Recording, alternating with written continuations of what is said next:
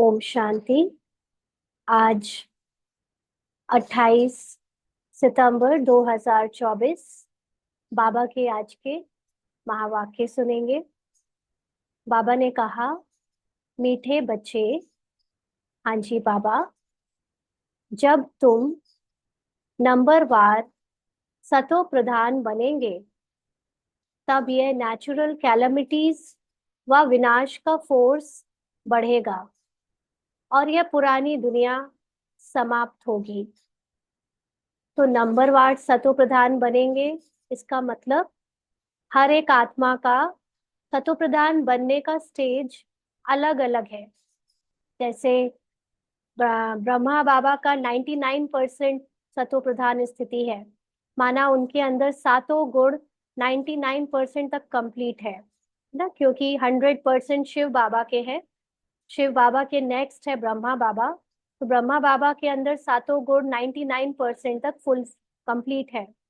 मम्मा का उनसे थोड़ा कम, फिर उसके बाद अष्ट रत्नों का थोड़ा थोड़ा और कम, है ना। और ऐसे करके हर लेवल पर आकर अलग अलग पुरुषार्थ के अकॉर्डिंग सबकी एक स्टेज फिक्स्ड है, जहां तक सबको सतो प्रधान बनना है। सब एक जितना एक जैसा ज्ञान समझेंगे, धारण करेंगे और सतो प्रधान बनेंगे, ऐसा नहीं होगा। सबके लिए अलग अलग स्टेज है सतो प्रधान बनने की। तो जब जो आत्माएं मुख्य अपने पार्ट में सतयुग के फर्स्ट जन्म में आने वाली हैं, और उसमें भी मुख्य जो विजयी रतन आत्माएं हैं, वो जब कंप्लीटली सतो प्रधान नंबरवार बन जाएंगी और फर्स्ट जन्म में आने वाले सारे जनरेशन जो 9 लाख आत्माएं हैं वो सब सतो प्रधान बन जाएंगी, तब नेचुरल कैलमिटीज या विनाश का फोर्स बढ़ेगा। तो जैसे हम लोग अभी देख भी रहे हैं कि विनाश और नेचुरल कैलमिटीज अब पहले से ज्यादा फोर्स में आ रही है। तो ये कहीं ना कहीं पर इसका डायरेक्ट रिलेशन है कि आत्माएं पुरुषार्थ में आगे बढ़ रही हैं।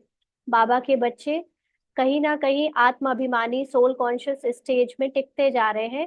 ये सबकी अवस्था पहले से ऊपर होती जा रही है, इसीलिए बाहर भी वो जो सीन है वो देखने में ऐसे ही आ रहे हैं। तो अब हमको यही देखना है कि हमारी स्थिति सतो प्रधान कितनी जल्दी से जल्दी बन सकती है। सतो प्रधान बनने का मतलब क्या है? आत्मा का पार्ट तो अभी शूद्र से निकलकर ब्राह्मण बन गया है। ब्राह्मण में तो माया से लड़ाई होती रहती है। मन और आत्मा जो है आपस में अभी एक पहचान नहीं बना पाए हैं। मन की अलग अलग जो पुरानी पहचाने हैं वो समाप्त करने का पुरुषार्थ कर रहे हैं। तो जब आत्मा अपने सत्य को जानकर मन को मन बुद्धि संस्कार की पुरानी स्मृतियों को जब पूरी तरह उससे मुक्त हो जाती है और पार्ट में अपने सतो प्रधान पार्ट का या सतो प्रधान शुद्ध आत्मा का उसको अनुभव होने लगता है, तो उसको कहते हैं कि वो अपनी सतो प्रधानता को अनुभव करने लगी, क्योंकि आत्मा अपनी ओरिजिनल स्थिति में है ही सतो प्रधान। लेकिन उसके ऊपर जो इतनी सारी लेयर्स चढ़ी हैं ड्रामा की हिसाब किताब जिसको कहते हैं, है ना, जिसको आत्मा ने अलग अलग पहचानों से मन बुद्धि संस्कारों से अपना समझ कर रखा था, उन्हें छोड़ने का समय आ गया है। जिसने जितना ज्यादा ड्रामा से पहचान बनाई हुई है उसके ऊपर उतनी लेयर है, तो वो सब छोड़नी पड़ेंगी, तब सतो प्रधान बनेंगे। माना सतो प्रधान सत्य का सत्य आत्मा का अनुभव करेंगे। तो ऐसा भी नहीं है कि हम ना करें, हम अपना पुराने ड्रामा जैसे चल रहा था उसको वैसे चलाते रहे तो नेचुरल कैलेमिटीज नहीं होंगी या विनाश नहीं होगा, ऐसा नहीं है। जिनको बनना है वो तो उनको ड्रामा करा रहा है पुरुषार्थ, वो आगे बढ़ भी रहे हैं। और उनके बनते ही हमारे चाहने या नहीं चाहने से नहीं होगा कुछ भी। जो होना है वो अपने आप होने लगेगा, लेकिन अगर हम तैयार नहीं होंगे तो फिर हमें सजाएं खानी पड़ेंगी। मतलब देह भान में जितना भी फंसे हुए हैं, ड्रामा से जितनी पहचाने बनी हुई हैं, वही हमारे दुख का कारण बन जाएगी। जो दुख सत्य नहीं है लेकिन हमें सत्य लगेगा, है ना। इसलिए ये जैसे दुनिया ड्रामा एक तरह से इल्यूजन की तरह ड्रामा है, लेकिन हम उसको सच मानकर बैठे हैं, वैसे ही जो दुख आएंगे, जो दुख के सीन बजेंगे, वो एक्चुअली में दुख के सीन होंगे नहीं, लेकिन वो दुख के सीन इसलिए लगेंगे क्योंकि हम अपने को ड्रामा में सपने में खुद को पाठधारी समझ रहे हैं, खुद को सपना देखने वाला समझेंगे। बाहर से स्मृति रहेगी कि मैं सपने में हूँ, भले ही दिखने में आ रही हूँ लेकिन वो सपना है, मैं अलग हूँ, तो आपको दुख फील नहीं होगा। लेकिन अगर लगेगा कि मैं सपना ही हूँ और सपने के अंदर मैं, वो जो बज रहा है वो मैं ही हूँ, तो दुख फील होगा, है ना। इसलिए अब हमको सतो प्रधान बनने के लिए, यानी सतो प्रधान स्टेज में टिकने के लिए, झूठी दुनिया, झूठे पाठ को अब बुद्धि से पूरी तरह निकालते जाना है। आगे बाबा ने प्रश्न पूछा है, कौन सा पुरुषार्थ करने वालों को बाप का पूरा वर्षा प्राप्त होता है? कौन सा पुरुषार्थ करने वालों को बाप का पूरा वर्षा प्राप्त होता है? तो बाबा ने उत्तर दिया, पूरा वर्षा लेना है तो पहले बाप को अपना वारिस बनाओ, अर्थात जो कुछ तुम्हारे पास है वह सब बाप पर बलिहार करो। बाप को अपना बच्चा बना लो तो पूरे वर्षे के अधिकारी बन जाएंगे। दूसरा, संपूर्ण पवित्र बनो, तब पूरा वर्षा मिलेगा। संपूर्ण पवित्र नहीं तो मोचरा खाकर थोड़ी सी मानी यानी रोटी मिल जाएगी। मोचरा मतलब पनिशमेंट, मानी मतलब रोटी, माना उसकी प्रालब्ध, तो थोड़ी सी प्रालब्ध मिल जाएगी। तो बाबा जो पुरुषार्थ की बात कर रहा है और उसमें पूरा वर्षा मिलेगा, मतलब पूरा वर्षे का मतलब है पूरी तरह सोल कॉन्शियस स्टेज, है ना। सतयुग में तो जो भी पद मिलेगा वो अभी के अकॉर्डिंग मिलेगा। अभी जिसकी जितनी ज्यादा सोल कॉन्शियस स्टेज होगी, भविष्य में उसको उतना ऊंचा पद मिलेगा। तो कौन सा पुरुषार्थ करने पर हमारी पूरी पूरी तरह सोल कॉन्शियस स्टेज बनेगी? जैसे अभी कल के दिन बहुत सारे लोगों का मैसेज भी आया और किसी किसी को कॉल में भी बात हुई, तो आत्मिक अवस्था कैसे बनाए। हाँ, ये अब अचानक से जैसे लोगों में जागृति आ रही है कि आत्मिक अवस्था के ऊपर पुरुषार्थ करना है, सोल कॉन्शियस स्टेज कैसे बनाए ना। एक किसी से भी बात हुई, एक बहन से, तो उनका तो कहना है कि मुझे वैराग ही नहीं आता, मुझे ड्रामा में अभी बहुत इंटरेस्ट है, बहुत अच्छा लगता है ड्रामा का सब कुछ, मुझे कोई वैराग नहीं आ रहा। हाँ, आप में से शायद होंगे ऑनलाइन या ऑफलाइन, तो उनको जो ये प्रॉब्लम है कि बाबा के बच्चे बहुत सालों से हैं, सब कुछ कर रहे हैं, ऊपर से सारा नियम धारणाएं कर ली हैं, लेकिन अंदर से ऐसे आता नहीं कुछ कि कुछ वैराग सा हो, है ना। ड्रामा को ड्रामा लगे, झूठा लगे, ऐसा लगता नहीं। तो इसके लिए क्या करे कि सोल कॉन्शियस स्टेज बने, क्योंकि ड्रामा में जितनी पहचान बनी हुई है तो आपकी सोल कॉन्शियस स्टेज तो बन ही नहीं सकती। तो आज बाबा उसका उत्तर दे रहा है कि अगर कई बार किसी किसी को लगता है कि हमको बाबा से प्यार नहीं है, पता नहीं ऐसे प्यार फील नहीं होता, है ना। तो आ, बुद्धि से जिसने बाबा को जाना है कि ये ज्ञान तो सही है ना, ज्ञान के बेसिस पर जाना है, लेकिन इमोशंस, जो दिल है, जो आत्मा है, वो अभी पूरी तरह जागृत नहीं हुई है, क्योंकि ड्रामा से मन ने जो पहचाने बना रखी हैं, वो उसको अभी उसी में आनंद आ रहा है, उसी में उसकी वासनाएं दौड़ रही हैं। तो इसलिए उसको जो रियल अपना ट्रुथ है वो अनुभव नहीं होता। तो इसके लिए बाबा ने आज उत्तर भी दिया कि जो कुछ भी तुम्हारे पास है वह सब बाप पर बलिहार करो ना। एक एक चीज, सुबह से उठकर रात तक जिस जिस चीज से अपनी अटैचमेंट लगा रखी है, बना रखी है कि ये मेरा है, ड्रामा में जो कहते हैं ना, ड्रामा में बहुत अभी मेरी रग है, ड्रामा में मुझे बहुत इंटरेस्ट है, तो ये ड्रामा से इंटरेस्ट निकालने का पुरुषार्थ करो। साउंड स्लो आ रहा है, बाकी लोग बताएं प्लीज। तो हम बात, बाबा समझा रहा था कि कैसे हम कौन सा पुरुषार्थ करें जिससे हम सोल कॉन्शियस स्थिति को बढ़ाएं, है ना। यहाँ पर तो बाबा ने बात करी है पूरा वर्षा, यानी पूरी तरह कैसे सोल कॉन्शियस बने।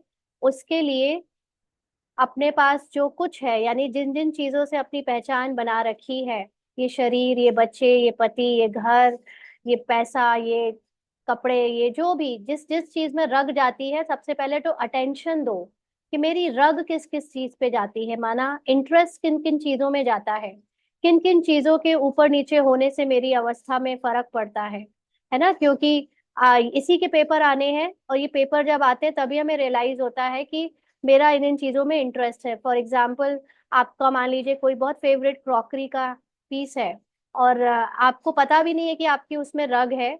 और आपको अगर है भी, आपको अच्छा लगता है वो क्रॉकरी का कोई भी कप मग या कुछ भी, लेकिन आपका ध्यान कभी नहीं गया कि आपकी उसमें रग है।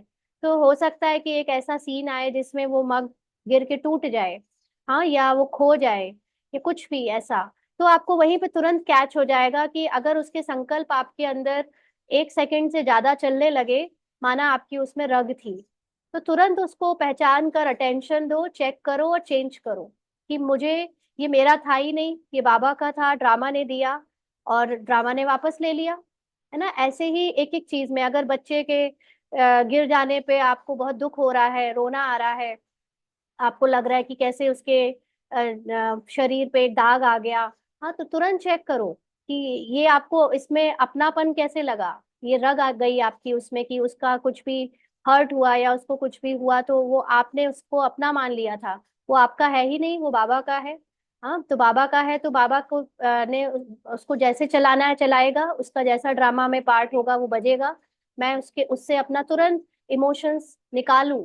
है ना? तो ये ड्रामा हमको हेल्प कर रहा है, ये ज्ञान हमको हेल्प कर रहा है, वो सारी चीजें एक एक सामने लाकर कि देखो तुम्हारी रग कहाँ कहाँ है ना? इसीलिए बाबा को वारिस बनाओ, माना हर चीज बाबा की है, बाबा को जब जो चाहिए लेना है वापस ले सकता है।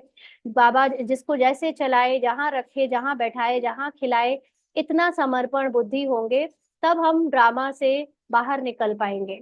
तो अपने को वारिस, बाबा को वारिस बनाओ, माना उन पर सब पर बलिहार कर दो। जैसे एक छोटे बच्चा जब घर में आता है तो माँ बाप उसके ऊपर सब कुछ लगा देते हैं, है ना? हर चीज उसके, उसी के लिए हो गई, उसके मन में सपने होने लगते हैं कि आगे चलकर ये ऐसे उसको यूज करेगा, ये इसी को संभालेगा, उसके लिए क्या क्या ना जोड़ दे। तो अभी तक जितना जोड़ा, जो कुछ किया, जो कुछ भी, इंक्लूडिंग आपका अपना ये शरीर, जिस जो एक्चुअली आपका है नहीं लेकिन एक्सप्रेस करने के लिए बोला, तो ये भी बाबा का है ना? हर एक सब एक रिश्ता, पति आपका नहीं है, वो बच्चा बाबा का है ना? माँ बाप आपके नहीं है, वो बच्चे बाबा के हैं। इतना बलिहार करते जाओ, अटेंशन दो और बलिहार करते जाओ, तो बाबा के पूरे वर्षे के हकदार बन जाएंगे, माना सोल कॉन्शियस स्थिति बढ़ती जाएगी।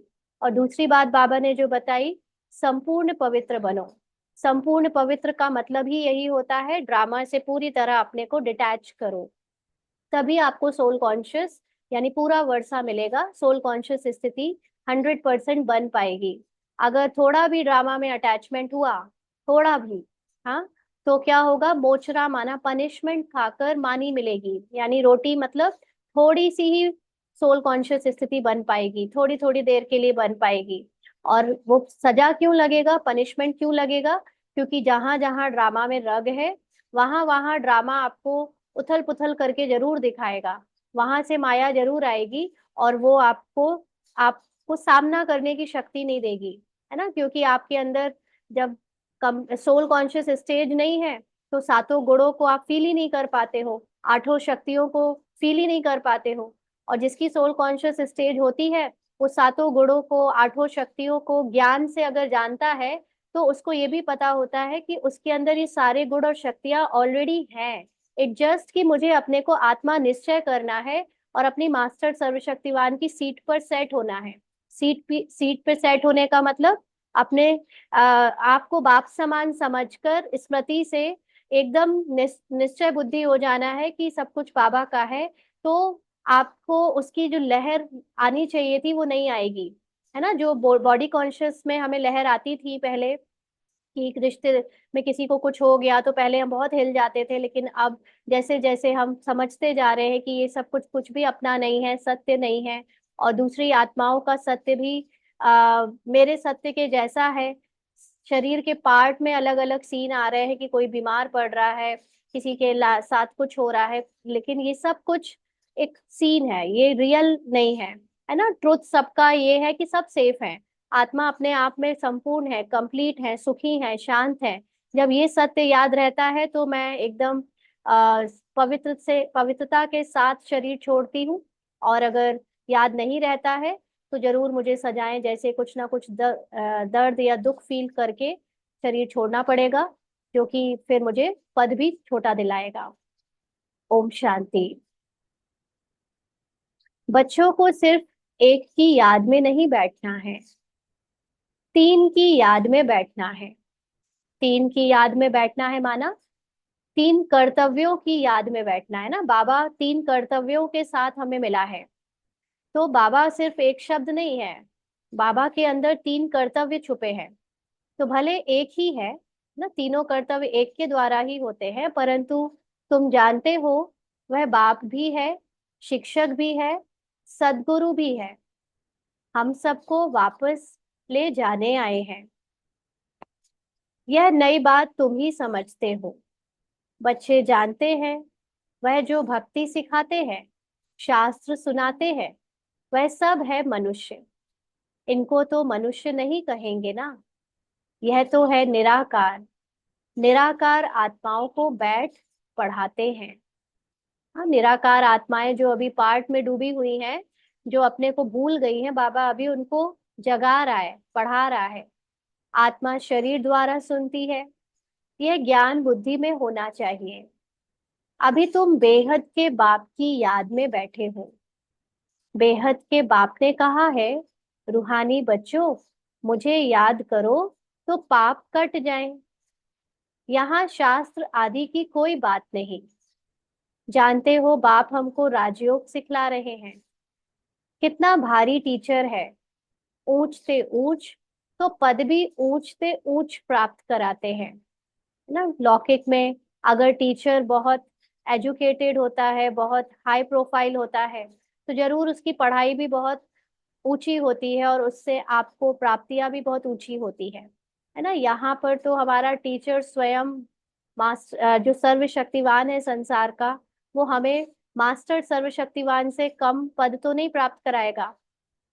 इसीलिए भगवान को या बाबा को टीचर के रूप में याद करना है, क्योंकि टीचर की जो शिक्षाएं होती हैं, वो शिक्षा हमको उनसे भी ऊंचा बना सकती है ना। क्योंकि टीचर बच्चों को जो पढ़ाता है, कई बार बच्चे उनसे भी आगे निकल जाते हैं। तो बाबा कहते हैं जब तुम सतो प्रधान बन जाएंगे, नंबरवार पुरुषार्थ अनुसार, तब फिर लड़ाई होगी, नेचुरल कैलामिटीज भी होगी, याद भी जरूर करना है।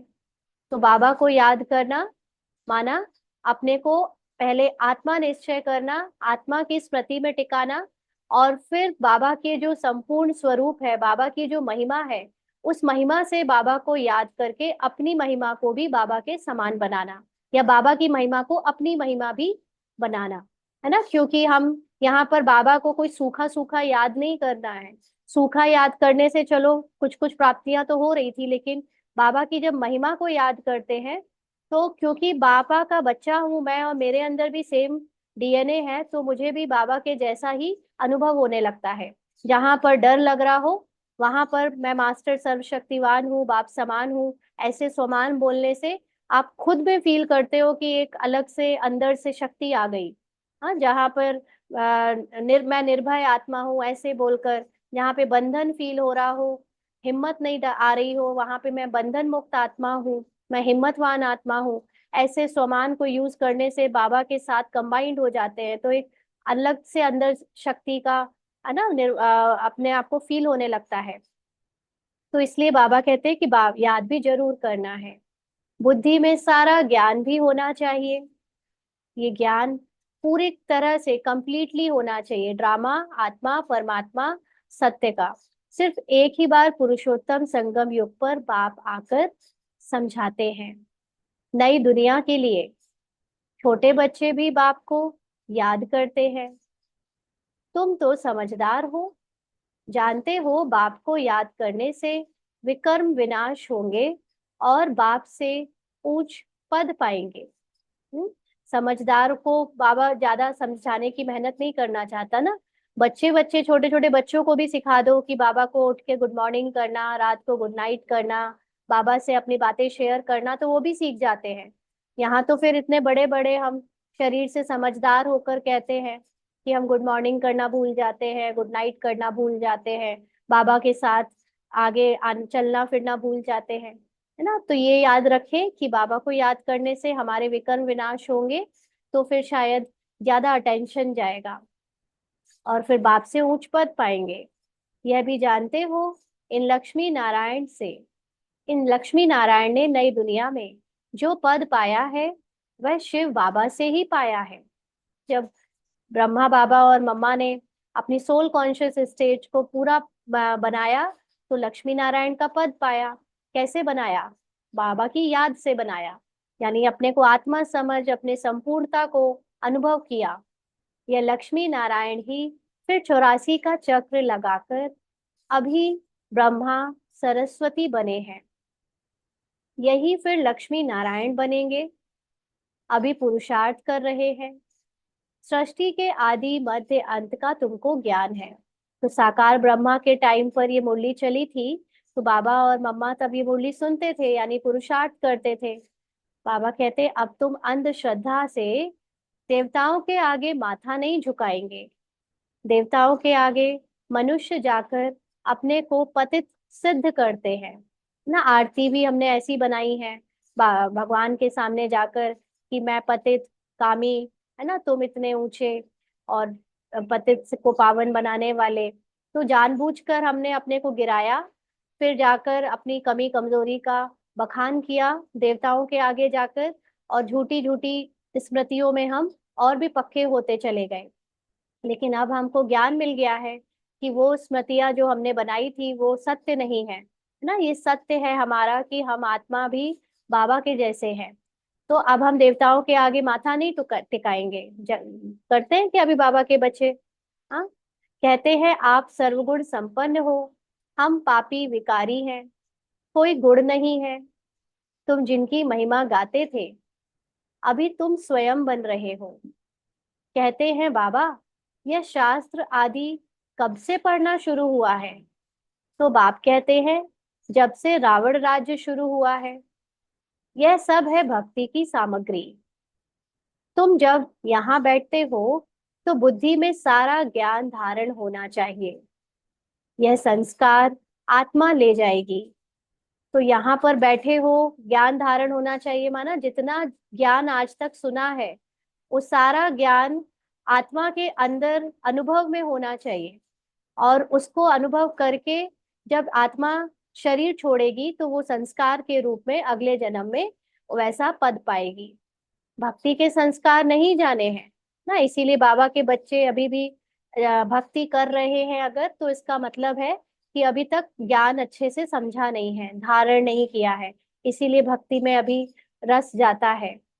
भक्ति के संस्कार वाले पुरानी दुनिया में मनुष्यों के पास ही जन्म लेंगे, और जो पूरी तरह भक्ति में डूबे हैं जिनके अंदर बिल्कुल भी ज्ञान नहीं है, वो सतयुग त्रेता में ना आकर द्वापर कलयुग जैसी पुरानी दुनिया में आएंगे। यह भी जरूर है तुम्हारी बुद्धि में यह ज्ञान का चक्र चलना चाहिए। साथ साथ बाबा को भी याद करना है। माना ड्रामा का ज्ञान भी हर समय स्मृति में याद रहना चाहिए, क्योंकि एक एक सीन से ये ड्रामा बना है। और हम एक्चुअली 5000 साल का टाइम तो हमने उसको एक हद की दुनिया के हिसाब से टाइम में बांधा है, लेकिन हमारे लिए तो हमारा जीवन एक एक घटना का वो है ना, क्या एडिशन है, मतलब पूरा एक एक घटना को मिलाकर एक पूरा जीवन बना है। तो अभी भी जैसे अभी घटना घट रही है कि हम लोग मुरली सुन रहे हैं, सुन रहे हैं, पढ़ रहे हैं, या जो भी आपके साथ और भी कोई काम कर रहे होंगे। इसके बाद घटना घटेगी कि हम नाश्ता बनाएंगे, नाश्ता करेंगे, है ना। उसके बाद घटना कुछ और घटेगी, यानी एक एक सीन चेंज होता रहेगा। हर सीन में आत्मा कुछ ना कुछ पार्ट में या तो बजा रही होगी, या खुद होगी, या किसी और के बजते हुए सीन को देख रही होगी। तो ये सारा ज्ञान उस समय हमें हर सीन में बार बार याद करना है कि ये देखो ड्रामा में ये सीन चल रहा है, ड्रामा में ये घटना घट रही है। तो ये ड्रामा के साथ साथ अपने को आत्मा समझकर अपनी हाईएस्ट कॉन्शियसनेस में बाबा के साथ कंबाइंड होकर भी रखना है, ताकि जो घटना घटे, जो हिसाब किताब आए, जो तमो प्रधान पार्ट रह गया है, वो बजते समय हम उसके प्रभाव में ना आ जाए, कहीं हम उसको सत्य ना समझ ले, है ना। इसीलिए बाबा को याद भी जरूर करना है। बाबा हमारा बाप भी है। बाप को याद किया तो विकर्म विनाश होंगे, क्योंकि जब हम जितना ड्रामा के घटनाओं में एक एक सीन से अपने को किनारे करेंगे, न्यारा होते जाएंगे, उसकी स्मृति में टिकेंगे नहीं जितना, क्योंकि सीन तो आप चाहो या ना चाहो, आप याद रखो चाहे ना रखो, सीन तो आएगा और पास हो जाएगा, दूसरा सीन आएगा पास हो जाएगा। ऐसे रोज नए नए सीन आते जाएंगे, पास होते जाएंगे। लेकिन हम जब उनको अपनी स्मृति में रख लेते हैं, उनको याद रखते हैं, तो हम उनसे अपने जो बने हुए संस्कार हैं उनको और स्ट्रॉन्ग कर देते हैं। स्मृतियों को स्ट्रॉन्ग करने से हम ड्रामा को और अपने अंदर स्ट्रॉन्ग कर लेते हैं। तो हमें वो सीन याद ना रहे, संस्कार हमें बार बार अफेक्ट ना करे, इसके लिए हमें अपने सत्य स्वरूप को यानी बाबा की याद में रहना है, टिकाना है। तो बाबा हमारा टीचर भी है, तो पढ़ाई बुद्धि में आएगी, है ना। मनन चिंतन करना बहुत जरूरी है। कई बार हम लोगों की ये एक संस्कार बन जाता है कि हमको बस बने बनाए जल्दी जल्दी आंसर चाहिए। ऐसा आप बता दो, आप कह दो, हम क्या करें, आप कर दो। हम खुद का चिंतन नहीं करते, है ना। ये ज्ञान एक्चुअली में उसको धारण होता है जो खुद का चिंतन करता है ना। दूसरों से हम कुछ ज्ञान के तथ्य ले सकते हैं, कुछ बातों की समझ ले सकते हैं, लेकिन अगर वो हम अपने लिए खुद को मनन चिंतन करके अप्लाई नहीं करेंगे तो धारण नहीं होगा। इसीलिए ये कोई रटा रटाया ज्ञान नहीं होना चाहिए। जैसे लौकिक पढ़ाई में तो फिर भी आप रटा रटाया करके एग्जाम में टॉप कर सकते हो। यहाँ रटने से टॉप नहीं होगा, यहाँ धारण करने से टॉप होगा, है ना। तो इसलिए अपना मनन चिंतन बहुत जरूरी है, अनुभवी बनो उसका, उसको अनुभव करो। नहीं तो हम लोग बहुत शॉर्टकट चाहते, जल्दी से कोई बता दे इस परिस्थिति में हम क्या करें, उसमें क्या नहीं करें, और हम बस पूछते ही रहते हैं, पूछते ही रहते हैं। ज्ञान पूछा नहीं जाता ना, ज्ञान निकाला जाता है। ज्ञान को बहुत सारी इंफॉर्मेशन में से अपने लिए जो राइट इंफॉर्मेशन है उसको निचोड़ा जाता है ना। उसके लिए अपने आप को वो बर्तन बनाना पड़ता है सोने का, कि वो ज्ञान सच्चा ज्ञान मेरे अंदर आ सके। तो इसीलिए जब बाप हमें टीचर बन के पढ़ाता है बाबा, तो वो सब कुछ पढ़ाता है, लेकिन हम अपनी बुद्धि के अकॉर्डिंग उसको समझते हैं, है ना। जिसकी बुद्धि जितनी स्वच्छ होगी वो उतना उसको समझेगा। बाबा कहते हैं तो पढ़ाई बुद्धि में आएगी, और सृष्टि चक्र का ज्ञान बुद्धि में है, जिससे तुम चक्रवर्ती राजा बनेंगे। तो चक्र का ज्ञान यानी ड्रामा का ज्ञान, और ड्रामा के ज्ञान को जानने से ही एक्चुअली ऊंचा पद मिलेगा।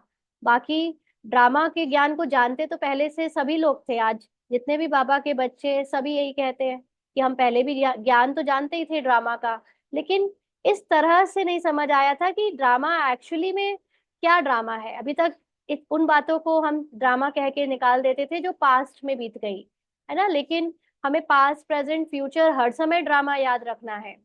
इस दृष्टि से ड्रामा को कभी नहीं समझा था कि प्रेजेंट में भी एक एक चीज ड्रामा की तरह देखें, फ्यूचर को भी हम ड्रामा पर छोड़कर निश्चिंत हो जाएं और सिर्फ एक काम करें, बाबा को याद करें, है ना। इसलिए अब याद की यात्रा हो ही तभी सकती है जब हम निश्चिंत रहे। अगर हमें किसी और चीज की चिंता होगी तो फिर हम कैसे बाबा को याद करेंगे। तो चीजें जब बाबा पे छोड़ देते हैं, समर्पण बुद्धि हो जाते हैं, तब हम बाबा की याद कर सकते हैं।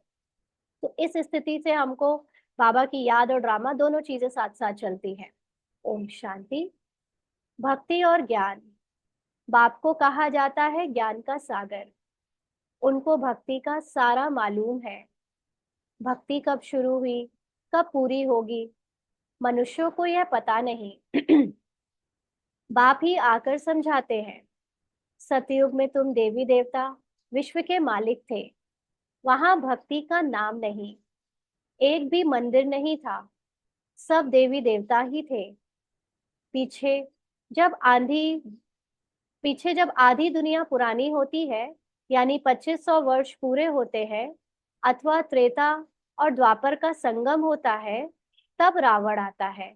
यानी तब अचानक से स्मृति भूल जाती है ना, याददाश्त चली जाती है, और अपने को शरीर समझने लगते हैं। जो हमारे आत्म स्वरूप की स्मृति और ज्ञान होता है वो पूरी तरह भूल जाता है संगम में, जब त्रेता और द्वापर का संगम होता है, और देह की तरफ आकर्षण होने लगता है। शरीर का आकर्षण, शरीर की बातें दूसरी पहचाने शुरू हो जाती हैं। तो संगम तो जरूर चाहिए। त्रेता और द्वापर के संगम पर रावण आते हैं।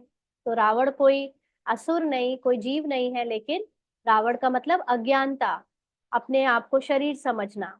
जबकि देवी देवता वाम मार्ग में गिरते हैं, तो इसीलिए देवी देवता उल्टे रास्ते चलने लग पड़ते हैं शरीर समझकर। यह सिवाय तुम्हारे कोई नहीं जानते।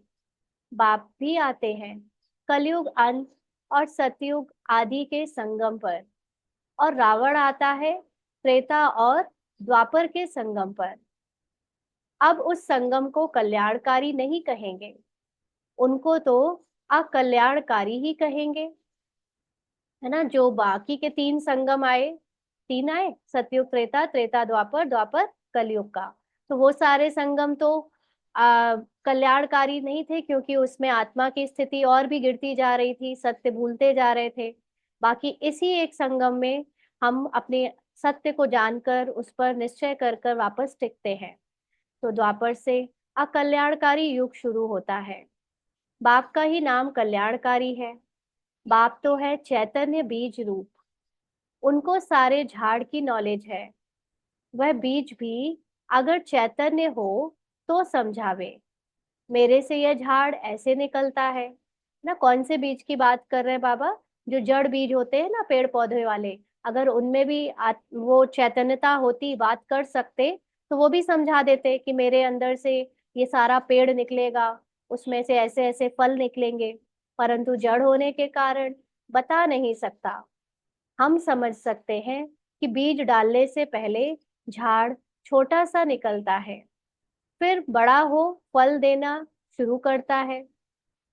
परंतु चैतन्य ही सब कुछ बता सकते हैं, है ना। हम लोग जब बीज डाल देते हैं उसके बाद पेड़ निकल जाता है, उसकी पत्तियां आ जाती है, तब पता चलता है अच्छा ये फला फला पेड़ का ऐसा ऐसा फल होता है।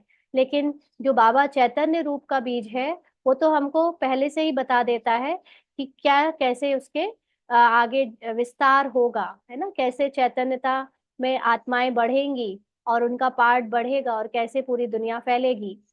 तो दुनिया में तो आजकल मनुष्य क्या क्या करते रहते हैं, इन्वेंशन निकालते रहते हैं, चंद्रमा में जाने की कोशिश करते हैं। यह सब बातें अभी तुम सुन रहे हो। चंद्रमा की तरफ कितना ऊंचा लाखों माइल्स तक चले जाते हैं जांच करने के लिए कि देखें चंद्रमा क्या चीज है। समुद्र में कितना दूर तक जाते हैं, जांच करते हैं, परंतु अंत पा नहीं सकते। पानी ही पानी है। एरोप्लेन में ऊपर जाते हैं, उन्हों को पेट्रोल इतना डालना है जो फिर वापस भी आ सके। आकाश बेहद है ना, सागर भी बेहद है। तो जैसे यह बेहद का ज्ञान सागर है, वह है पानी का बेहद का सागर। तो बाबा के लिए बेहद की मीनिंग अलग है, और ये जो जड़ पानी और धरती है, या आकाश है, इसकी बेहद की बात अलग है ना। वो बेहद का मतलब अनलिमिटेड, और बाबा बेहद का ज्ञान का सागर मतलब बाबा आत्माओं का के लिए। आत्मा क्योंकि एक बेहद है, आत्मा की कोई लिमिट नहीं होती। लिमिट का मतलब ये फिजिकल बाउंड्रीज या फिजिकल बॉर्डर्स नहीं होते। कोई भी फिजिकल चीज में आत्मा बंध नहीं सकती, इसलिए उसको बेहद कहते हैं।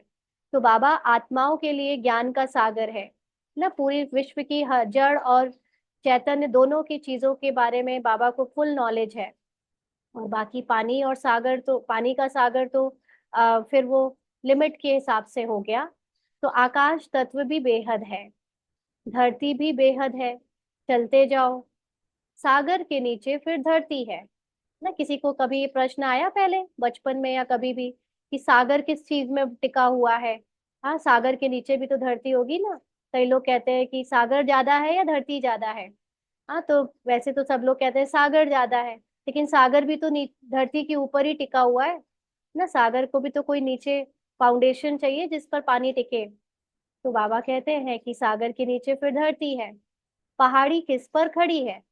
वो भी धरती पर। फिर धरती को खोदते हैं तो पहाड़ निकल आता है, उसके नीचे फिर पानी भी निकल आता है। हाँ, कितना उथल पुथल है, एक की चीज नीचे दूसरी, दूसरे के नीचे तीसरी चीज। सागर भी धरनी पर है, उसका कोई अंत नहीं पा सकते हैं कि कहाँ तक पानी है, कहाँ तक धरती है।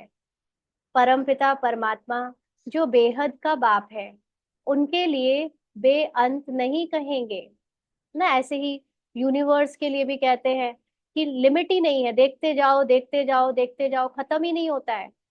तो ऐसे ही यहाँ पर धरती और सागर का भी हाल हाल है, जिसको बेअंत कहते हैं। लेकिन परम बाबा कहते परम पिता परमात्मा जो बेहद का बाप है, उनके लिए बेअंत नहीं कहेंगे। मनुष्य भले कहते हैं ईश्वर बेअंत है, माया भी बेअंत है, परंतु तुम समझते हो ईश्वर तो बेअंत हो ही नहीं सकता। बाकी यह आकाश बेअंत है। हाँ, बाबा के लिए बेअंत क्यों नहीं कह सकते, कोई बताएगा? यहाँ पर बाबा कहते ना मैं बेअंत नहीं हूँ, इसका क्या मतलब है? सोच के बताना, हाँ आप लोग मैसेज में लिखना। तो आगे बाबा कहते हैं यह है पांच तत्व, आकाश वायु जल अग्नि, हाँ धरती। ये पांच तत्व तमो प्रधान बन जाते हैं, आत्मा भी तमो प्रधान बनती है, फिर बाप आकर सतो प्रधान बनाते हैं। कितनी छोटी आत्मा है, 84 जन्म भोगती है, यह चक्र फिरता ही रहता है। तो क्योंकि ये चक्र है और ये चक्र की लिमिट है ना, इसीलिए बाबा ने ज्ञान का अंत दिया है। हाँ, ठीक बात है। बेअंत का मतलब है कि इस नॉलेज की कोई लिमिट ही नहीं है, जबकि ऐसा नहीं है, नॉलेज की भी लिमिट है। बाबा क्या है, बाबा हमको कैसे रियलाइज होता है? बाबा बाबा की नॉलेज से रियलाइज होता है, और बाबा की नॉलेज लिमिट है, ऐसा नहीं है अनलिमिटेड है। क्योंकि अगर लिमिट नहीं होती तो ब्रह्मा बाबा को टॉपर कैसे कहते, है ना? शिव बाबा के बाद ब्रह्मा बाबा ने ऑलमोस्ट सारा ज्ञान ले लिया, तो इसलिए उनको वो पद मिला हाईएस्ट। तो कहीं ना कहीं पे लिमिट पूरी हो गई तब तो उनको वो पद मिला। तो वो ज्ञान के बाद, जान लेने के बाद जो आत्मा की संपूर्ण अवस्था है, जो निराकारी संपूर्ण अवस्था है, वो प्राप्त हो जाती है ना? अगर अनलिमिटेड हो तो फिर हम कभी भी कंप्लीट सोल कॉन्शियस नहीं बन सकते, फिर तो सोचते रहेंगे भी और क्या ज्ञान रह गया, और क्या ज्ञान रह गया। कोई ना कोई तो टाइम ऐसा आता है जिसके पुरुषार्थ के बाद हम सोल कॉन्शियस कंप्लीटली हो जाते हैं। ऐसा भी नहीं है कि हम कब तक पढ़ते रहेंगे, कुछ तो है लिमिट की, इसके बाद इतने ज्ञान को जान लेने के बाद हम टिक जाते हैं उस निराकारी अवस्था में कंप्लीटली। हम्म। जिसके पास पहुंच ना सको वो बेअंत।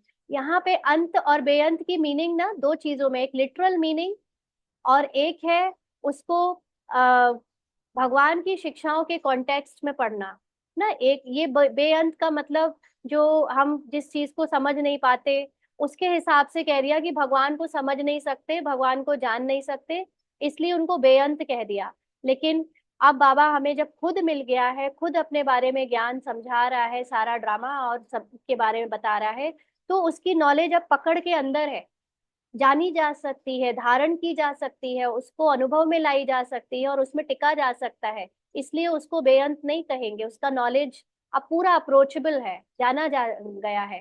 जबकि दुनिया वालों ने इसलिए बेअंत कहा क्योंकि उन्हों को पहले यही नहीं पता था कि भगवान कौन है ना? जब भगवान ही नहीं पता है तो उसके लिए बोल दिया कि वो जाना नहीं जा सकता। तो माया भी बेअंत है, समझ लिया कि माया को भी नहीं जाना जा सकता। अगर आपको पूरा ज्ञान हो जाता है तो आपको पूरा माया का भी ज्ञान हो जाता है। जिसने पूरा नॉलेज ले लिया है बाबा को, उसको ऑटोमेटिकली माया का ज्ञान बढ़ता जाता है। ये दोनों चीजें एकदम डायरेक्ट प्रोपोर्शन में है ना? जितना जितना हम इस ज्ञान के, ड्रामा के ज्ञान के ज्ञानी होते जाते हैं, अपने सत्य के ज्ञानी होते जाते हैं, उतना ही हम माया के भी ज्ञानी होते जाते हैं। तो दुनिया वालों ने उसको बेअंत इसीलिए कहा क्योंकि उन्हें सही मायने में पता नहीं कि माया क्या होती है, और सही मायने में भगवान या भगवान का ज्ञान क्या है ये भी नहीं पता, इसलिए दोनों चीजों को बेअंत कह दिया। परंतु तुम समझते हो ईश्वर तो बेअंत हो ही नहीं सकता। बाकी यह आकाश बेअंत है। ये पांच तत्व है, देखो आज एक बात और इसमें बाबा ने बताई। बाकी ये आकाश बेअंत है ना? जब हम परम धाम की बात करते हैं तो कई बार हम लोगों ने यही सुना कि जब ये आकाश खत्म हो जाता है उसके बाद सूक्ष्म वतन, और सूक्ष्म वतन के बाद फिर परम धाम। तो अगर आकाश बेअंत है तो खत्म तो होगा ही नहीं, फिर सूक्ष्म वतन है ही नहीं, और ये वाकई में सूक्ष्म वतन नहीं है, फिजिकली कोई आइडेंटिटी नहीं है सूक्ष्म वतन की। और जब सूक्ष्म वतन की आइडेंटिटी नहीं है तो फिर उसके पार फिर क्या परम धाम की आइडेंटिटी वहां होगी? है ना। परम धाम मतलब कि इस ब्रह्मांड में ही आत्मा अपनी जब संकल्प और एकदम ड्रामा से मुक्त होती है, तब वो परम धाम स्थिति में है। तो बाबा कहते हैं कि ये पांच तत्व तमो प्रधान बन जाते हैं, क्योंकि आत्मा जब कंप्लीटली ड्रामा कॉन्शियस हो जाती है, पूरी तरह भूल जाती है, तो तत्व भी उसी तरह से रिएक्शन में आ जाते हैं, उसी तरह बिहेव करने लगते हैं। आत्मा भी तमो प्रधान बनती है, फिर बाप आकर सतो प्रधान बनाते हैं। कितनी छोटी आत्मा है, 84 जन्म भोगती है। यह चक्र फिरता ही रहता है। यह अनादि नाटक है, इनका अंत नहीं होता। यह परंपरा से चला आता है। आज बाबा परंपरा कह रहा है अपने नाटक के लिए भी। कब से शुरू हुआ, यह कहे तो फिर अंत भी हो। बाकी जब भी कोई चीज की डेट नहीं पता होती ना, तो परंपरा लगा दिया जाता है। तो आज बाबा ने मनुष्यों की ही चालाकी को अपने लिए भी समान समझा दिया, परंपरा से चला आता है। कब से शुरू हुआ यह कहे तो फिर अंत भी हो। बाकी यह बात समझानी है, कब से नई दुनिया शुरू होती है ना। नई दुनिया कब से शुरू होती है ये बताया जा सकता है, लेकिन ड्रामा कब से शुरू हुआ, फर्स्ट टाइम कब शूट हुआ, इसका कोई आंसर नहीं है। फिर पुरानी होती है नई दुनिया, फिर पुरानी होती है। यह 5000 वर्ष का चक्र है जो फिरता ही रहता है। अभी तुम जानते हो, बाकी उन्होंने तो दुख का माना गपोड़ा लगा दिया है। शास्त्रों में लिखा है कि सतयुग की आयु इतने लाखों वर्ष है, तो मनुष्य सुनते सुनते उनको ही सच समझ लेते हैं। यह पता नहीं पड़ता भगवान कब आकर अपना परिचय देंगे। ना जानने के कारण कह देते हैं कि कलयुग की आयु 40,000 वर्ष अभी पड़ी है, जब तक तुम ना समझाओ। है ना, बाबा ने जो हमें समझाया, जब तक हम ना उन्हें समझाए उन्हें भी नहीं पता चलता। अभी तुम निमित्त हो समझाने के लिए कि कल 5,000 वर्ष का है, ना कि लाखों वर्ष का है। भक्ति मार्ग की कितनी सामग्री है ना, कितना विस्तार है भक्ति में। मनुष्यों को पैसा होता है तो फिर खर्चा करते हैं। बाप कहते हैं, मैं तुमको कितने पैसे देकर जाता हूँ, बेहद का बाप तो जरूर बेहद का वर्षा देंगे। इससे सुख भी मिलता है। हाँ, बेहद का वर्षा बाबा कोई धन के रूप में हरे हरे नोट या पीली पीली चांदी या पीला पीला सोना नहीं देता है। बाबा हमको पहले ज्ञान देता है, ज्ञान से हमारी सोल कॉन्शियस स्थिति बनती है, जिसको कहते हैं बेहद का वर्षा। और ये सोल कॉन्शियस स्थिति ऑटोमेटिकली हमारे लिए सब कुछ सोने की दुनिया जैसे बना देती है ना। तो वो सिर्फ बाबा हमारी स्टेज को चेंज करता है, और जिस स्टेज में आत्मा होती है उस स्टेज के अकॉर्डिंग उसको सब कुछ अपने आप प्राप्त होता है। ये बनी बनाई ड्रामा में नूंद है। तो इसीलिए बाबा ने ऊपर कहा ना कि जो भक्ति नहीं छोड़ते, तो भक्ति ना छोड़ने के कारण सोल कॉन्शियस नहीं होते, इसीलिए वो जाते भी मनुष्यों की दुनिया में है। और मनुष्यों की दुनिया माना द्वापर युग के बाद की दुनिया। तो इससे सुख भी मिलता है, आयु भी बड़ी होती है। बाप बच्चों को कहते हैं, मेरे लाडले बच्चों, आयुष्मान भव। वहां तुम्हारी आयु 150 वर्ष रहती है। कभी काल नहीं खा सकता। काल तो उसे खाए ना जो अपने को अकाल मतलब काल का समझे, माना शरीर समझे। जो आत्मा स्मृति में स्थित है उसको तो काल से परे स्मृति है, उसे कैसे काल खाएगा। बाप वर देते हैं, तुमको आयुष्मान बनाते हैं, तुम अमर बनेंगे। वहां कभी अकाले मृत्यु नहीं होगी। वहां तुम बहुत सुखी रहते हो, इसीलिए गाया जाता है सुख धाम। आयु भी बड़ी होती है, धन भी बहुत मिलता है, सुखी भी बहुत रहते हो। कंगाल से सिर ताज बन जाते हो। तुम्हारी बुद्धि में है, बाप आते हैं देवी देवता धर्म की स्थापना करने। वह तो जरूर छोटा झाड़ होगा। हाँ, देवी देवता तो थोड़े से ही होंगे। वहां है ही एक धर्म, एक राज्य, एक भाषा। उसको ही कहा जाता है विश्व में शांति। भाषा का बहुत बड़ा रोल है शांति में। जितनी ज्यादा भाषाएं, जितना ज्यादा भाषा का ज्ञान, उतनी ही अशांति। आप खुद भी अनुभव करो अपने ही जीवन से कि जब हम बोलते नहीं थे, है ना, हम जब छोटे छोटे बच्चे थे, बोलना नहीं आता था, तो वो बच्चा कितना शांत अंदर से सबको आकर्षित करता था। फिर धीरे धीरे भाषा सीखी, है ना, भाषा में बहुत लिमिटेड वर्ड सीखे, तो भी काफी हद तक ठीक था। फिर थोड़ी और बड़े हुए, हाँ, बड़े होने के बाद भाषा में और नए नए शब्द सीखे। जैसे कल की एक एग्जाम्पल है, एक लौकिक घर में एक कजिन है लौकिक, उनका बेटा आया। तो अभी छोटा सा ही है वो, 8 साल का, 7 साल का है कुछ। तो बताने लगा, उसने भी नया वर्ड सीखा है, जबान लड़ाना। तो कहता है कि मेरे क्लास में ना एक लड़का है जो 6 क्लास की दीदी से जबान लड़ा लेता है। तो उसके लिए जबान लड़ाना नया शब्द है। और वो शब्द को कल इतना यूज कर रहा था कि मेरे, अब वो देखो, जितने जितने नए नए शब्द सीखता जाएगा, जितना बड़ा होता जाएगा और वो भाषा के अहंकार में आता जाएगा, उतना ही अशांत होता जाएगा, जैसे हम सब हो गए। आप कभी खुद सोच के देखो कि अगर मुझे कोई भाषा नहीं आती, हाँ, जस्ट अभी सोच के देखो, मुझे कोई भाषा नहीं आती, 1 सेकंड के लिए सब लोग सोचो, मुझे कोई भाषा नहीं आती, एक भी संकल्प नहीं आएगा। जब भाषा ही नहीं आती तो हम सोचे किस भाषा में। हाँ, इसीलिए सतयुग में धर्म भी एक होता है, ओनली सोल कॉन्शियसनेस। राज्य भी, जहाँ पर सब अपने को एक समान समझते हैं, है ना, भले ही पार्ट में अलग अलग रोल प्ले करते हैं। और भाषा भी लिमिटेड ना, बहुत कम बोलते हैं देवता, इतना नहीं हमारी तरह बकर बकर करते हैं, हम लोग तो भी बहुत बोलते हैं। तो बाबा कहते हैं उसको ही कहा जाता है विश्व में शांति। तो ऊपर की शांति तो चलो जब आनी होगी तब आएगी, लेकिन पहले हम अपने मन की शांति को यहाँ पे सोल कॉन्शियसनेस से अनुभव करें। सारे विश्व में हम ही पार्टधारी हैं, यह दुनिया नहीं जानती। अच्छा, अभी 1 मिनट के लिए सभी अशरीरी हो जाए और पूरी तरह भाषा को भूल जाए, सिर्फ एक बाबा को याद रखें और मैं हूँ, इतना अनुभव करें।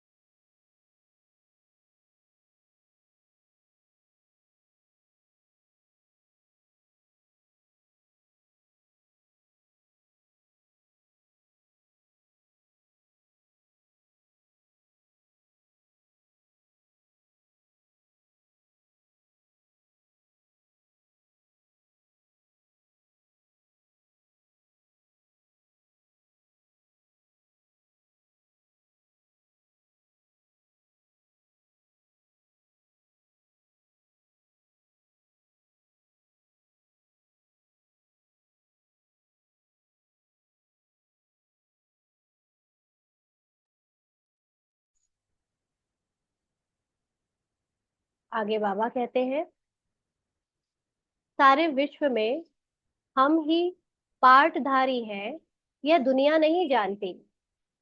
अगर जानती हो तो बताए, कब से हम पार्ट बजाते आए हैं। है ना, दुनिया में मोटिवेशनल स्पीकर बहुत हो गए।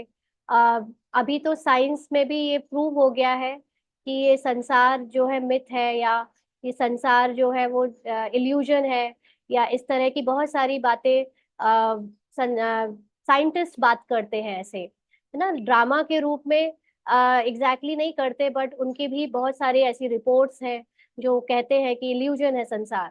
तो यहाँ पर आत्माएं पार्ट बजाती है, ये ज्ञान केवल हमें है। बाकी सब इसके बारे में बात करते हैं, लेकिन खुद को आत्मा समझने का अनुभव सिर्फ बाबा के बच्चों को है। तो बाबा कहते हैं, गीत में भी है ना, बाबा से जो मिलता है सो और कोई से भी नहीं मिलता। सारी पृथ्वी आसमान, सारी विश्व की राजधानी दे देते हैं। यह लक्ष्मी नारायण विश्व के मालिक थे। फिर बाद में जो राजाएं आदि होते हैं वह भारत के थे। गायन भी है, जो बाबा देते हैं वह और कोई दे ना सके। बाप ही आकर प्राप्ति कराते हैं।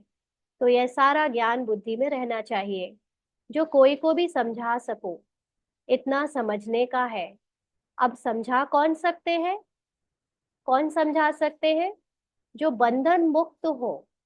तो बंधन का मतलब सिर्फ फिजिकल परिवार से मुक्त हो नहीं, लौकिक परिवार से मुक्त नहीं, लेकिन जो अपने अंदर के तमाम बनाई हुई पहचान, जो हमने ड्रामा से बनाई है, अपने बारे में बनाई है, शरीर की भान में बनाई है, जो खुद इनसे मुक्त होगा वो इतना एक्यूरेटली बाबा का ज्ञान समझा सकेगा। बाबा के पास जब कोई आते हैं तो बाबा पूछते हैं कितने बच्चे हैं, तो कहते हैं 5 बच्चे अपने हैं और छठा बच्चा शिव बाबा है। तो जरूर सबसे बड़ा बच्चा ठहरा ना, शिव बाबा के बन गए। तो फिर शिव बाबा अपना बच्चा बनाए विश्व का मालिक बना देते हैं, बच्चे वारिस हो जाते हैं, है ना। इसका मतलब उन्होंने अटैचमेंट अपनी खत्म कर दी है, बच्चों को संभाल रहे हैं, प्यार कर रहे हैं, लेकिन उनको बाबा को सौंप दिया कि बाबा के बच्चे हैं। तो जब बाबा को वारिस बना लिया, बाबा को अपना बच्चा बना लिया, सब कुछ जैसे बाकी बच्चों को दिया वैसे बाबा के लिए सब कुछ है, तो फिर बाबा आपको सब कुछ दे देता है। हाँ, तो ये लक्ष्मी, पहले क्या होता है कि जितनी आत्मा परिस्थितियों में डूबी होगी, ड्रामा में डूबी होगी, उसके हाथ से सब छिनता हुआ नजर आएगा। क्यों आएगा? क्योंकि आपने उसको अपना समझ के पकड़ के रखा है। तो ड्रामा आपको ये दिखाएगा कि देखो तुमने कहाँ कहाँ अटैचमेंट रखी है। तो ऐसा लगेगा जैसे कि बहुत परीक्षाएं आ रही हैं, बहुत स्ट्रगल आ गया है जीवन में, बहुत उथल पुथल मची है, लेकिन ये सब कुछ आपके कल्याण के लिए है। आपका मतलब आत्मा के कल्याण के लिए है। हम पार्ट का कल्याण सोचने लगते हैं, पार्ट में तो सब बहुत बुरा हो रहा है। नहीं, पार्ट का कितना भी बुरा देखे, लेकिन आत्मा के लिए वही अच्छा है, क्योंकि आत्मा जब उन चीजों से, बिना उन चीजों के रहना सीख जाएगी, उनसे अपनी पहचान बनाना अलग कर देगी, तब जाकर वो एक्चुअल में अपने सोल कॉन्शियस स्टेज की तरफ आकर्षित होगी, है ना। तो एक बार हमने सब कुछ त्याग कर कंफर्टेबल होना सीख लिया, तो फिर बाबा सब कुछ वापस भी कर देता है, लो अब संभालो, है ना। जैसे राजा जनक की बात है, विदेही उनको बन कहते हैं, सब कुछ होते हुए भी फिर उनको सौंप दिया, अब आप संभालो। तो इसलिए बाबा कहते हैं कि ये लक्ष्मी नारायण शिव बाबा के पूरे वारिस हैं। आगे जन्म में शिव बाबा को सब कुछ दे दिया, तो वर्षा जरूर बच्चों को मिलना चाहिए। बाबा ने कहा मुझे वारिस बनाओ, फिर दूसरा कोई नहीं। कहते बाबा यह सब कुछ आपका है, आपका फिर हमारा है। आप हमको सारे विश्व की बादशाही का वर्षा देते हो, क्योंकि तुमको जो कुछ था वह दे दिया। ड्रामा में नूंद है ना, अर्जुन को विनाश भी दिखाया तो चतुर्भुज भी दिखाया। अर्जुन कोई और तो नहीं है ना, हम ही सब तो वो अर्जुन है, या ब्रह्मा बाबा पहला अर्जुन। इनको साक्षात्कार हुआ, देखा राजाई मिलती है, तो क्यों ना शिव बाबा को वारिस बनाऊं, वह फिर हमको वारिस बनाते हैं ना। पहले ब्रह्मा बाबा से सब कुछ शिव बाबा ने ले लिया, लाओ अपना धंधा दो मुझे, लाओ अपना सारा धन निकाल कर ट्रस्टी करके माताओं को दो, तुम्हारे पास कुछ नहीं रहेगा। सब कुछ बाबा ने बड़े प्यार से, हाँ बाबा सब आपका है, मेरा कुछ भी नहीं। कभी संकल्प में भी नहीं आया कि ये क्या हो रहा है ना। वो तो इतने नशे में थे कि उनको विश्व की बादशाही मिल रही है। और एक बार जब सब कुछ हो गया उनके पास, से खाली हो गए, बाबा को सब कुछ वारिस बनाकर दे दिया, तो देखो बाबा ने फिर उनको आगे के लिए तैयार कर दिया सब कुछ देकर। तो बाबा कहते यह सौदा तो बहुत अच्छा है, कभी कोई से कुछ पूछा नहीं, गुप्त सब कुछ किया। ब्रह्मा बाबा ने ये भी नहीं सोचा कि युगल से पूछ लूं, कि रिश्तेदारों से पूछ लूं, बच्चों से पूछ लूं। बच्चे कोई छोटे छोटे तो थे नहीं, शादीशुदा बच्चे भी थे बाबा के, है ना, बड़े बड़े थे। तो बाबा ने किसी से भी नहीं पूछा। इसको कहा जाता है गुप्त दान। और यहाँ हम लोग क्या सोचते हैं कि किसी से पूछ कर दान करें, है ना। शॉपिंग करनी है तो चुपचाप से पैसा लेकर चले जाएंगे, और बाबा को देना है तो कहाँ से लाए, अभी पति देते ही नहीं, ऐसा ऐसा भी सोचते हैं। किसको क्या पता। बाबा ने कहा इन्हों को क्या हो गया। जब ब्रह्मा बाबा ने गुप्त दान किया तो सबको लगा कि इन्हों को क्या हो गया, कि इन्होंने समझा कि इनको वैराग्य आया, शायद सन्यासी बन गया। तो यह बच्चियां भी कहती हैं 5 बच्चे तो अपने हैं, बाकी एक बच्चा हम इनको बनाएंगे, इनको शिव बाबा को। इसने भी सब कुछ बाबा के आगे रख दिया, जिससे बहुतों की सर्विस हो। बाबा को देख सबको ख्याल आया, सब घर बार छोड़ भाग आए। वहां से ही हंगामा शुरू हुआ। घर बार छोड़ने की उन्होंने हिम्मत दिखाई। शास्त्रों में लिखा है भट्टी बनी थी, क्योंकि उन्हों को एकांत जरूर चाहिए, सिवाय बाप के और कोई याद ना करे, है ना। कोई भी चीज की जब फाउंडेशन बनाई जाती है वो तो सबसे ज्यादा स्ट्रांग होनी चाहिए। तो पूरे यज्ञ की फाउंडेशन उन 14 सालों में बनी, इसीलिए वो सब घर बार छोड़कर एकदम सारी देह भान की स्मृतियों को भुलाकर बाबा के पास आ गए थे, ताकि वो फाउंडेशन आगे के 100 साल तक चल सके। तो बाबा कहते हैं कि उस समय सिवाय बाप के उन्हें और कोई याद नहीं रहा, मित्र संबंधी आदि की भी याद ना रहे, क्योंकि आत्मा जो पतित बनी है उनको पावन जरूर बनाना है। बाप कहते हैं गृहस्थ व्यवहार में रहते पवित्र बनो, इस पर ही मुसीबत आती है। कहते थे यह स्त्री पुरुष के बीच में झगड़ा डालने वाला ज्ञान है, क्योंकि एक पवित्र बने दूसरा ना बने तो मारा मारी चल पड़े। इन सब ने मारे खाई हैं ना, कल जानकी दादी का ही सुन रहे थे, बहुत मार खाई है उन्होंने, क्योंकि अचानक नई बात हुई ना, सब आश्चर्य खाने लगे। यह क्या हुआ जो इतने सब भागते हैं, मनुष्य में समझ तो नहीं है। इतना कहते थे कोई ताकत है, ऐसा तो कभी हुआ नहीं जो अपना घर बार छोड़ भागे। ड्रामा में यह सब चरित्र शिव बाबा के हैं, कोई हाथ खाली भागे यह भी खेल है। घर बार आदि सब छोड़ भागे, कुछ भी याद नहीं रहा। हाँ, इतना होश गवा दिया। शिव बाबा चुंबक खींचेगा तो कैसे नहीं सारी चीजें उनसे खिंचती चली जाएंगी। बाकी सिर्फ यह शरीर है जिससे काम करना है। तो यहाँ पर घर में रहते हुए भी हम उतनी तरह उस तरह से चुंबक बन के रह सकते हैं ना, बाबा से ही हमेशा चिपके रहे बुद्धि से। आत्मा को भी याद की यात्रा से पवित्र बनाना है, तभी पवित्र आत्माएं वापस जा सकती हैं। स्वर्ग में अपवित्र आत्मा तो जा ना सके, कायदा नहीं। मुक्ति धाम में पवित्र ही चाहिए। पवित्र बनने में ही कितने विघ्न पड़ते हैं। आगे कोई सत्संग आदि में जाने के लिए रुकावट थोड़ी होती थी, कहाँ भी चले जाते थे। यहाँ पवित्रता के कारण विघ्न पड़ते हैं, है ना, इसीलिए लोगों को डर लगता है। ब्रह्मा कुमारी ब्रह्मचर्य के अलावा सबको मोह माया भी छुड़वा देती हैं, अटैचमेंट छुड़वा देती हैं। बच्चे लोग कहने लगते हैं हमारी मम्मी बदल गई, पति कहने लगता है हमारी पत्नी बदल गई।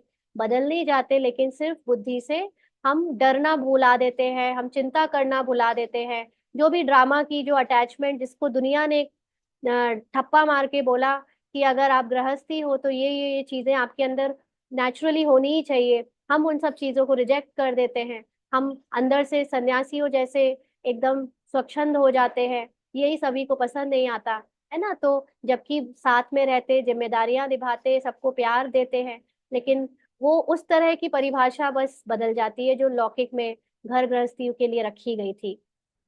तो ये पवित्रता है ना। तो इसी पवित्रता के कारण विघ्न पड़ते हैं, यह तो समझते हैं। पवित्र बनने के बगैर घर वापस जा ना सके। धर्मराज द्वारा बोचरे यानी सजाएं खानी पड़ेंगी।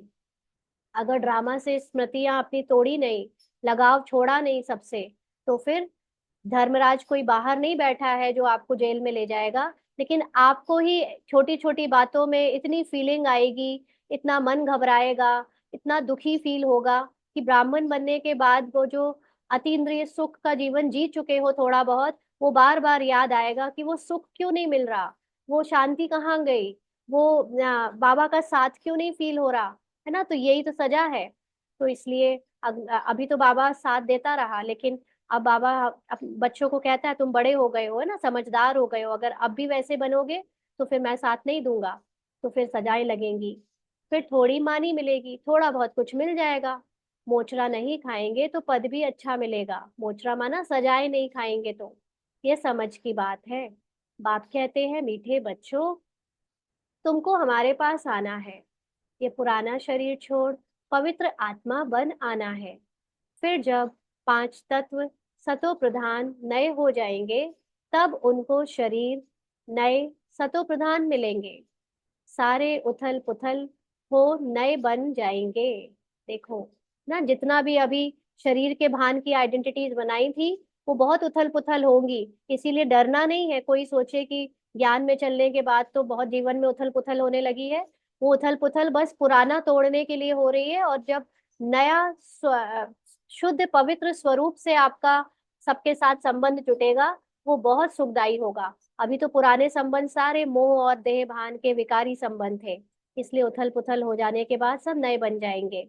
जैसे बाबा इनमें आकर बैठते हैं, वैसे आत्मा बगैर कोई तकलीफ गर्भ महल में जाकर बैठेगी। फिर जब समय होता है तो बाहर आ जाती है। जैसे अभी आना जाना बाबा के लिए कितना नेचुरल, सभी ने देखा होगा, है ना, बाबा मिलन में, चाहे वीडियो में देखा हो। तो जैसे इस आत्मा का आना जाना होता है इतना आसान, वैसे गर्भ में भी आत्मा आराम से आकर शरीर भी इतने आराम से छोड़ेगी सतयुग में। फिर जब समय होता है तो बाहर आ जाती है। तो जैसे बिजली चमक जाती है, क्योंकि आत्मा पवित्र है। यह सब ड्रामा में नूंद है। अच्छा, मीठे मीठे सिकीलदे बच्चों प्रति माता पिता बाप दादा का याद प्यार और गुड मॉर्निंग। रूहानी बाप की रूहानी बच्चों को नमस्ते। हम रूहानी बच्चों की रूहानी बाप दादा को याद प्यार, गुड मॉर्निंग और नमस्ते बाबा। शुक्रिया, थैंक यू बाबा। धारणा के लिए मुख्य सार। पहला पॉइंट, आत्मा को पावन बनाने के लिए एकांत की भट्टी में रहना है, एक बाप के सिवाय दूसरा कोई भी मित्र संबंधी याद ना आए। आत्मा को पावन बनाने के लिए एकांत की भट्टी में रहना है। एकांत का मतलब सिर्फ ये नहीं होता कि आप घर वालों से बाहर भागकर कहीं दूर चले जाओ, है ना। एकांत का मतलब है कि हमेशा एक की याद में रहो। भले भीड़ में बैठे हो, लेकिन बुद्धि में, स्मृति में, मन सदा एक में लगा रहे, और उनके सिवा कोई और मित्र संबंधी याद ना आए। जो भी बातें, क्योंकि मित्र संबंधी आपको कब याद आते हैं? जब आपको खुशी चाहिए, जब आपको कुछ शेयर करना है, जब आपको बोरियत महसूस हो रही है, तो सारी बातें ज्ञान की मनन चिंतन बाबा से करो, बाबा के साथ अपनी शेयरिंग करो सारी, तो कोई और याद ही नहीं आएगा। बुद्धि में सारा ज्ञान रख, बंधन मुक्त बन, दूसरों की सर्विस करनी है ना। तो आत्मा है ही बंधन मुक्त। ये तो उसने झूठी पहचाने बना रखी हैं, खुद ही पकड़ रखा है सारे बंधनों को, शरीर के भान से, पहचानों से। तो ये सब को भुलाकर अपने स्वतंत्र बंधन मुक्त अवस्था को याद रखकर सेवा करनी है। बाप से सच्चा सौदा करना है। जैसे बाप ने सब कुछ गुप्त किया, ऐसे गुप्त दान करना है।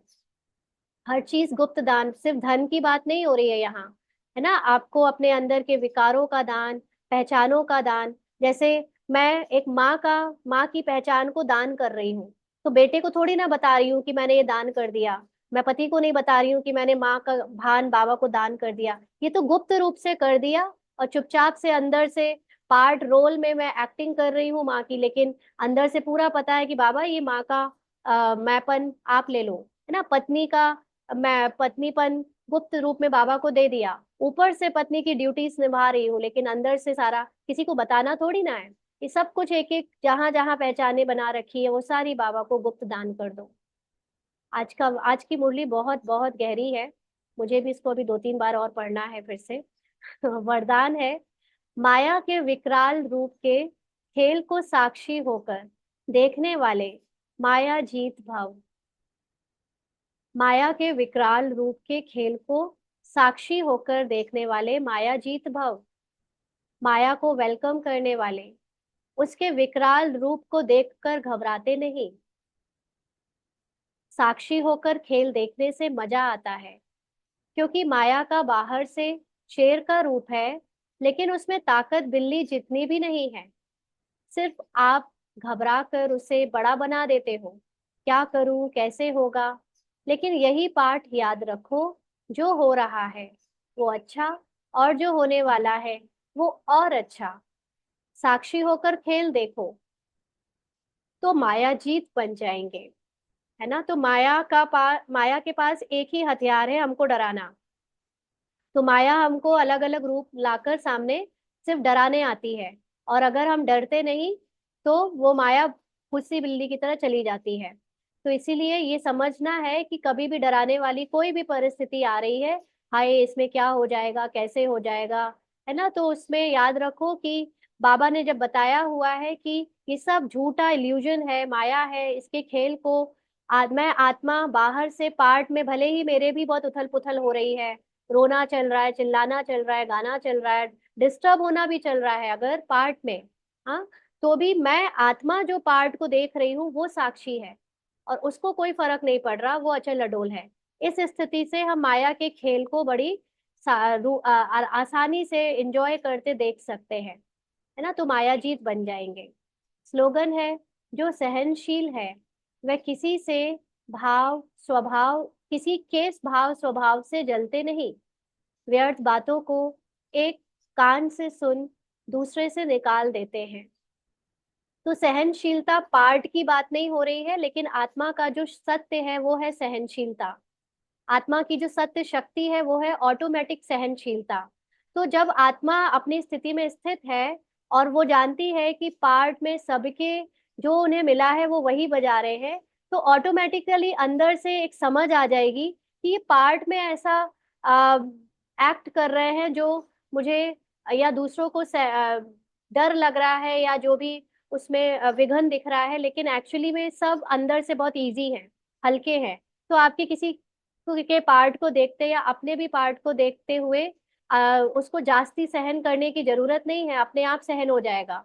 और किसी के भाव स्वभाव से फिर हम जलेंगे भी नहीं ना, व्यर्थ की बातों में हम फंसेंगे नहीं। फुल स्टॉप ऊपर से लगाने की जरूरत ही नहीं पड़ेगी, क्योंकि अंदर से ही फुल स्टॉप लगा हुआ होगा। क्योंकि ड्रामा की अकल आ चुकी है, समझ आ चुकी है, पता है कि जिसने जो बोला वो अपने बनी बनाई स्क्रिप्ट से बोला, निकल गया, खत्म हो गई बात, है ना। ऊपर से जब हम फुल स्टॉप लगाते हैं तो नहीं लगा पाते, लेकिन अंदर से जो ड्रामा की स्थिति में स्थित है, जो अपने संपूर्णता में स्थित है, वो सबकी संपूर्णता को देखते हुए बहुत आसानी से फुल स्टॉप लगा लेता है। तो वो एक कान से सुनकर दूसरे से निकाल देगा। अच्छा, आज के अव्यक्त इशारे हैं। राजा का अर्थ ही है दाता। अगर हद की इच्छा व प्राप्ति की उत्पत्ति है तो वो राजा के बजाय मांगता यानी मांगने वाला बन जाता है। आप दाता के बच्चे हो, सर्व खजानों से संपन्न श्रेष्ठ आत्माएं हो। संपन्न की निशानी है अखंड महादानी। तो एक सेकंड भी दान के बिना रह नहीं सकते। तो राजा कौन है? आत्मा राजा है। पार्ट में तो चाहे जैसे गरीबी का पार्ट हो, चाहे ऊपर से साहूकार का पार्ट हो, चाहे साहूकार का भी पार्ट है, तो भी वो सदा दाता नहीं रह सकता, क्योंकि पार्ट के अंदर हद है ना। हद का मतलब लिमिटेड। सोच उसकी लिमिटेड लिमिटेड ही है। वो कितना भी दान करेगा लेकिन पूरा दान कभी नहीं करेगा। हर चीज का दान नहीं करेगा, भले धन का दान कर दे, घर का दान कर दे, है ना, रिश्तों का भी दान कर सकता है, लेकिन वो अपने मैंपन का मेरेपन का दान कभी नहीं करेगा। तो आत्मा जो स्वयं में स्थित है उसको ये सोचने की भी जरूरत नहीं है कि मैं दाता हूँ। वो अपनी सर्व शक्तियों में स्थित है, अपने गुणों में स्थित है। तो ऑटोमेटिकली उससे वो गुण और शक्ति वाइब्रेशन से चारों ओर फैलती है कि जिसको जो चाहिए वो अपने आप उससे लेता रहता है। तो उसके अंदर वो अहम भाव भी नहीं आता कि वो दे रहा है।